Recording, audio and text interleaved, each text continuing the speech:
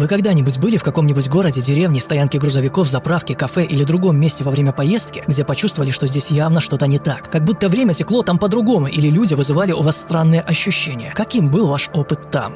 Было такое. Я остановился на заправке безымянного городка в Техасе. Там тусовалась куча людей, одетых с головы до ног в джинсовую одежду. Брюки, ковбойские шляпы, ковбойские сапоги. И так было одето не просто много людей, все были одеты так. У них был такой своеобразный говор, что я едва мог понять, что они произносили, улюлюкая и крича. Примерно в 45 метрах под деревом сидел мужик. На нем был комбинезон в черно-белую полоску. На его ноге были кандалы, с помощью которых он был прикован к дереву. Я не видел рядом никаких сотрудников правоохранительных органов, может быть, они высадили его. Девушка с крупными титьками, у которой было только 1,5 руки, а на одном глазу была повязка, похвалила мою тачку, пока я заправлял ее бензином. Я видел, как по краю дороги бежит корова, но за ней никто не гнался. Все казалось еще более сюрреалистичным из-за того, что это происходило во время сумерек. Я удрал из того места так быстро, как только смог. Полный ролик на канале Тучный Жаб.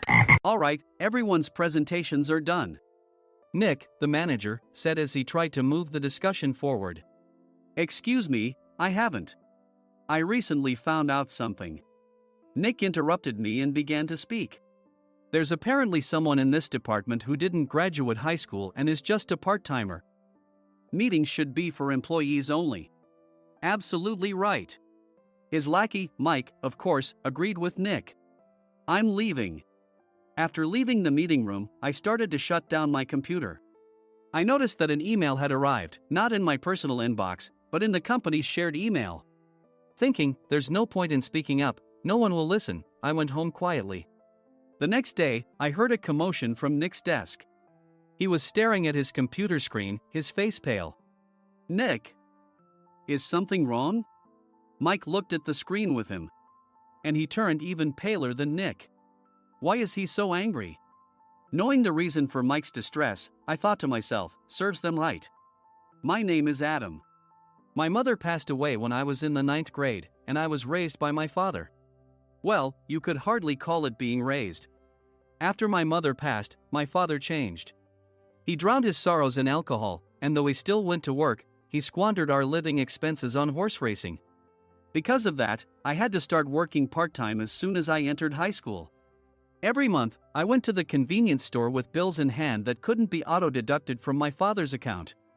Even though I endured it because I didn't want to be alone, I reached my limit in my 2nd year of high school and dropped out. I found a live-in job at a distant inn. Thank you for everything. The day I left home, my father, still staring at the TV, spoke. Take care. That was our last conversation. Back then, 18 wasn't the age of majority, so I needed my father's permission to work, and I couldn't hide my place of employment. Yet, my father never visited me even once. I kept working just to survive, and before I knew it, I was 42. Years of hard work paid off, and I was transferred to the headquarters. I was thrilled to be recognized by the company, as I thought I'd be working in the field until retirement due to my lack of formal education. Listen up. Our work can change the future of our employees. Don't drag us down. On my first day after the transfer, Nick, dressed in an expensive suit, spoke sternly. There was a reason for this. Our inn was located in a prominent tourist destination, known so well that everyone in the state could sing its commercial jingle. At its peak, we had 5 locations within the state. But that was long ago. Due to financial difficulties and aging facilities, only the place where I had worked for many years and the original establishment remained. I was prepared to lose my job anytime, but now there was a glimmer of hope. With the rise of social media, the tourist area where the inn was located started gaining attention again. Depending on how hard the sales department, where I was transferred, worked. We could either thrive or be forced to give up this prime location to the new hotel chains continuously popping up. For Nick, who had switched careers from another industry to strengthen our sales, this was a battle he couldn't afford to lose. I understood why he had to be strict. I will do my best.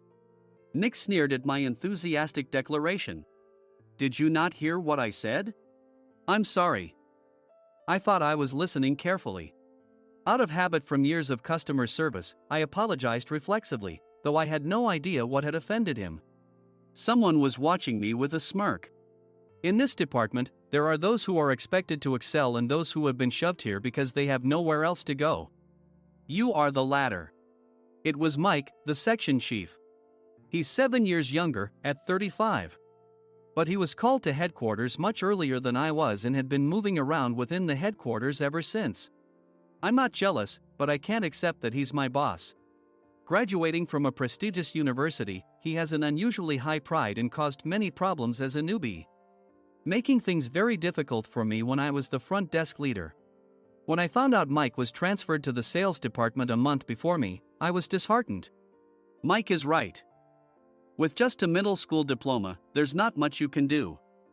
Don't even think about achieving results. As if I didn't exist, Nick remarked, "I'm thirsty." Mike eagerly ran to the coffee maker. It seems Mike is Nick's lackey.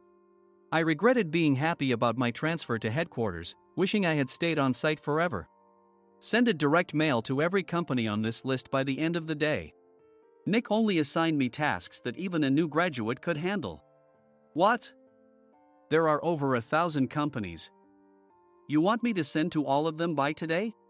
Yes, if you and your fellow misfits split the work, even those with nowhere else to go should finish by today. I glanced at the employees typing away expressionlessly. They were worn out from customer service, only thinking about leaving on time, or were women reassigned after having children, with zero motivation for work. Even Sam, a new graduate from the same university as Mike, who was supposed to be among the expected achievers, had no enthusiasm for the job, having joined the company wanting to do customer service. "I don't care what they say, I plan to quit any time," he said. Only Nick and Mike were highly motivated, making all the decisions between the two of them. I originally only wanted to work at the inn to survive and had no particular attachment to this job. I swallowed my words, thinking I had no right to reprimand them. About a month after the transfer, Nick told us with a frustrated look, "To commemorate the 50th anniversary, we've decided to create a plan exclusive for one group per day." Originally, Mike and I were supposed to come up with it, but our president, Mr. Thompson, insists on hearing everyone's opinions. "So, you all get a chance." As Nick explained, Mike began handing out prints. "Make sure not to embarrass Nick. If your ideas are half-baked, you'll have to redo them." It seemed that they had printed his handwritten notes by Mr. Thompson, which included several questions and a section for free responses. It made sense why Nick had to seek our input, given that all responses had to be submitted to Mr. Thompson. We were given a week to think about it, and a meeting was scheduled to compile our ideas. My plan is to let guests enjoy both the old and modern America. Nick began the presentations. Guests would watch a master confectioner at a nearby traditional sweet shop make sweets in front of them. The welcome drink would be premium tea in a bottle. Nick's plan was certainly attractive. After his presentation, Nick called on us to present in the order we were seated. Just as I stood up for my turn. "All right, everyone's presentations are done." "Excuse me, I haven't. I recently found out something." Nick interrupted me. "There's someone in this department who didn't graduate high school and is just a part-timer." He was likely talking about me. I joined the company as a part-timer and was made a full-time employee when I turned 20.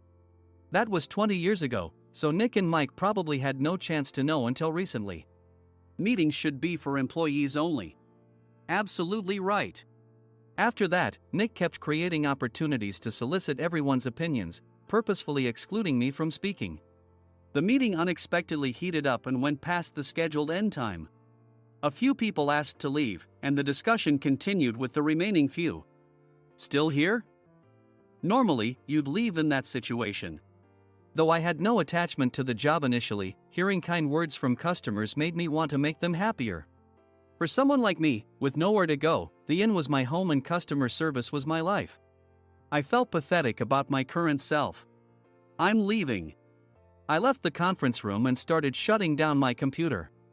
I noticed an email had arrived, not in my personal inbox, but in the company's shared email. Thinking no one would listen to what I had to say anyway, I quietly went home. The next day, while preparing the DM as instructed, I heard a commotion from Nick's desk. In his haste to stand up, he hit his knee on the desk. He stared at his computer screen, his face pale. "Nick! What's wrong?" Mike, thinking he should be the first to rush over, approached Nick while still wearing his coat. He peered at the screen with Nick. And he turned even paler than Nick. Why is he so angry? Who is responsible for this company? Nick, more irritated than ever, asked, and Mike answered without checking. Probably Sam. Sam wasn't there because he was attending a morning training session for new hires. Nick gave up on getting angry and returned his gaze to the screen. They were looking at an email that arrived right after the end of the working day yesterday. Apparently, no one, including me, had checked it before leaving. The email was from a large company that used us for their annual employee trips. The president and executives of that company also frequently used our services personally.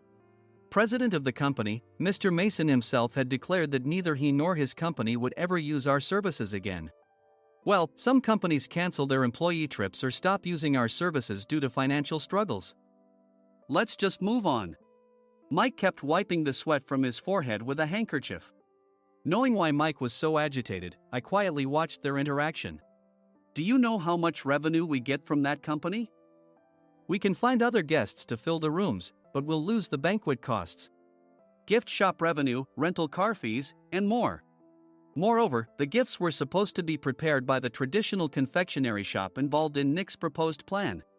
If it's known that we incurred such a huge loss at this critical time, Nick's position in the company would be jeopardized. Nick took a deep breath, seemingly trying to calm himself. All right, Mike. Go to New York right now and apologize to Mr. Mason. What? You're coming with me, right? I have urgent work to do. I trust you, which is why I'm entrusting this to you. Please. Mike, believing Nick's sincerity, agreed with a determined look on his face, saying, yes. That's Nick for you. Even if Mike went to apologize, Nick would shift all the blame onto him if the client didn't change their mind. Well, it was Mike's fault to begin with, so it served him right. About 3 hours later, Sam answered a call from somewhere and repeatedly apologized, saying, I'm very sorry. Everyone watched to see what was happening. After ending the call, he informed Nick with a weary tone. When Mike arrived at the client's company, he only made things worse, further infuriating Mr. Mason. He was demanding, get his boss here immediately. It was no wonder Sam was exhausted, dealing with such a call right after returning from training.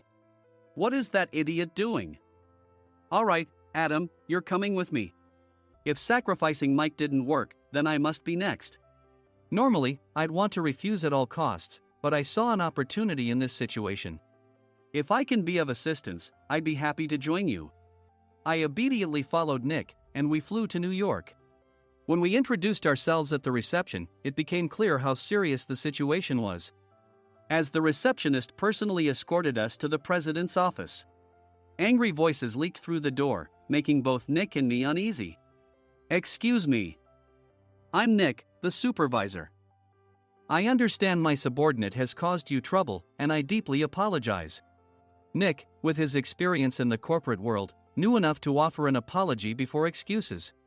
However, his customer service skills left much to be desired. I sighed as I saw Mike trembling like a small dog in the corner of the room. What kind of training are you giving your subordinates? Mr. Mason glared at Nick with a red face. The intensity of his gaze made even Nick take a step back. Regrettably, I joined this company only 2 years ago and was unaware of Mike's issues. I should have identified his shortcomings sooner. Indeed. I should have realized sooner. No sensible person would come to apologize and then give a lengthy presentation on the drawbacks of not using their in. Nick froze, his mouth slightly open. Suspecting the worst, I picked up the documents that had fallen to the floor. It seemed Mike hastily prepared these documents on the plane, listing the disadvantages. Disadvantage 1: if you change the venue for the company trip, employees might suspect it's for cost-cutting reasons, leading to a negative impression. Reading it aloud half-jokingly, Nick snatched the papers from my hand and checked the contents with a furious expression. Among the stack of documents was a receipt from a nearby convenience store's copy machine. I felt a pang of dread, hoping he hadn't shown the receipt as well. What do you think he said when I asked what kind of nerve he had to do this? I'm very sorry. Faced with the dire situation, Nick must have thought there was nothing left to do but apologize. In a voice smaller than I'd ever heard from him, he uttered words of apology. He said, I'm a Harvard graduate. I don't believe I said anything wrong. Mike. What have you done? Forgetting his plan to pin the blame on Mike, Nick yelled loudly, even in front of Mr. Mason. "I didn't do anything wrong." "You're still saying that? Look at him." Mike pointed at me with a shaking hand. "I was assigned to headquarters in my 20s and now I'm a section chief. This guy only made it to headquarters at 42. Everything I've done proves I was right. So why are we losing the contract?" Having said his piece, Mike collapsed to the floor. "Of course. You were sent there because you had nowhere else to go." Mike never expected to hear such words from someone he looked down upon. He lunged at me, and Nick hurriedly stepped in to stop him. "Mr. Thompson told me Mike is a quick thinker, and to take good care of him." There's no way he was pushed aside. "Don't make things worse here." "He didn't say quick thinker, he said only quick-witted, didn't he?" I don't remember that part." I recalled the many troubles Mike caused when he was a newbie. When Mike was on the front line, his pride was so high that he never apologized to customers. Customer service, especially in our job, doesn't work alone. It brings both good and bad situations. If the front staff or housekeepers made mistakes, or the cleaning company didn't properly clean a room, one had to apologize to the customers regardless of personal fault. Mike, in such situations, would never apologize, insisting he wasn't at fault. This often angered customers, and as the front desk leader, I frequently had to apologize on his behalf. He caused complaints and disrupted operations, which is why he was quickly moved to headquarters. In departments where he didn't interact directly with customers, his quick thinking was beneficial and things went well. But it seemed his flaws were starting to show. Corporate reservations are supposed to be entered into the system by the sales representative. But a quick check yesterday revealed that more than 10 items were missing from the client's reservation. The handover document clearly stated what needed to be prepared. Why didn't you enter it into the system? Why do we have to give them special treatment? Filling rooms near the banquet hall, setting up all the food in advance. Specifying the brand of wine, they're too demanding. No wonder he always angered customers, I thought, feeling a headache coming on. Grouping them in rooms near the banquet hall is for our benefit too. It makes it easier for the staff to set up beds and serve breakfast since everyone's schedule is synchronized. As for the other requests, Mr. Mason suggested them to lighten our load. I didn't know that. Nick finally seemed to realize that Mike was the one who had angered the client. What did you say to them? I just told them we wouldn't give them special treatment anymore. We shouldn't waste effort on things that don't bring in money. I was utterly exasperated at his lack of understanding of customer service. Of course, we shouldn't comply with unreasonable demands. But carrying over successful practices from past stays makes customers feel remembered and enhances their experience. Good memories encourage repeat visits. That's part of our job. I looked down at Mike, who was sitting on the floor. In our job, nothing is a waste. Mr. Thompson likely moved you to the sales department, hoping you'd finally understand this. How do you think he feels now that you failed to meet his expectations? Mike, tears in his eyes, fled the president's office. I was amazed he still hadn't apologized. You have it tough, Adam. It's okay, we're all employees of the same company. I deeply apologize for this disrespectful incident. Especially after all the care you've shown us. If it weren't for you, Adam, I really would have stopped staying here. When I heard you were moving to the sales department, I was willing to reconsider if you handled it. Seeing us talk so amicably, Nick's face contorted. Do you two know each other? Adam's service is excellent. I always requested him specifically. Normally, we don't accept specific staff requests, but we made an exception for Mr. Mason, adjusting my shifts accordingly. He had personally stayed at our hotel just before my transfer, and during casual conversation, I mentioned, I'm moving to the sales department soon. If I hadn't told him then, things could have been much worse. Please continue to take care of us. I look forward to it. On the return flight, Nick awkwardly offered me a can of beer. It's still working hours. Of course, I had no intention of forgiving him for a single beer. Nick might try to pin everything on Mike and avoid any consequences. While pondering this, a startling fact came to light. Nick, the tea bottles for the plan have arrived. I handed Nick a bottle labeled with our inn's name. They look good. What are you talking about? These are plastic bottles. I had assumed we would use the trendy, high-end bottling tea. But what arrived were ordinary plastic bottles of tea with customized labels. The only unique aspect was the label, which had the inn's name, making it look customized. Upon further investigation, I discovered that a substantial amount of money was set to be paid to the tea company. It was priced like bottling tea. Does this plastic bottle really cost $100 each? The tea inside is specially blended for us. The extra cost is for that. Wouldn't it be better to use another tea company? Or is there a specific reason we must use this one? As Nick continued to make excuses, I showed him a printed email. I informed the tea company's president, Mr. Mitchell, that we discovered irregular payments and he confessed.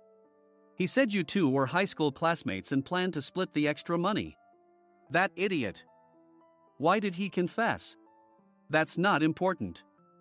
You should worry about yourself, this could turn into a police matter. Opening the bottle cap, I suggested. How about calming down with this tea? It supposedly has a relaxing effect. Nick drank the tea frantically. In the following days, decisions were made about their fates. Mike was reassigned to the General Affairs Department, with no chance of transfer or promotion, as per Mr. Thompson's orders. As for Nick, since the payment to the tea company hadn't yet been made, he narrowly avoided legal trouble. Instead, he was encouraged to leave the company, and to avoid further complications, Nick submitted his resignation. Rumor has it that connections between HR departments have made it difficult for him to find new employment. Even though it was good to have those two gone, something unexpected happened in the sales department. Everyone became motivated and united in refining the 50th anniversary plan. In the end, my plan was adopted. We collaborated with the Tourist Information Center to provide personalized guides. The plan, tailored to the number of guests, was truly special for the 50th anniversary. Hey, is Adam's family coming to stay? I immediately booked that special plan for my family. Sam noticed it on the reservation list and quickly picked up on it. Yes, I'm inviting my father. That's great. I might invite my parents too. I lacked the courage to face my father just as Adam. But here, with the confidence Mr. Mason praised, I felt ready. The 50th anniversary plan was a perfect opportunity to reconnect with my father. I hoped to bring back the days when we could laugh together as we once did.